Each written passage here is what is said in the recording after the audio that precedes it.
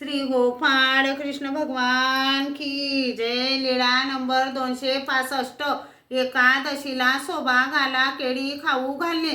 सोबागाला सर्वज्ञांनी विचारले, बाई केळी खाणार? तिने सांगितले, जीजी नको, मला एकादशीचा उपवास आहे, मी खात नाही। सर्वज्ञांनी आबाईसाला विचारले, वृद्धाबाई तुम्ही केळी खाल?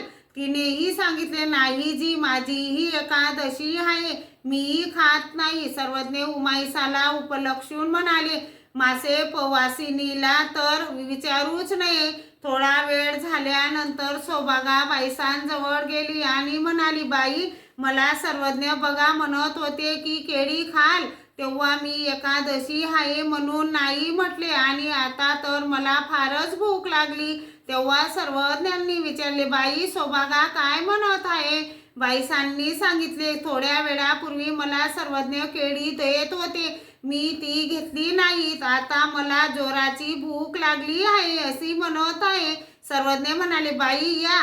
ती आली, सर्वज्ञांजवळ बसली। सर्वज्ञांनी बाईसाला सांगितले, बाई आणा केळी सोलून आमच्या हाती द्या आणि सोबागाला म्हणाले, बाई आ करा। तिने आ केला। सर्वज्ञांनी तिला असं केळं दाखवलं आणि आपण स्वतःच्या श्रीमुखात घातले। पुन्हा सर्वज्ञ म्हणाले, बाई आ करा, चांगले आ करा।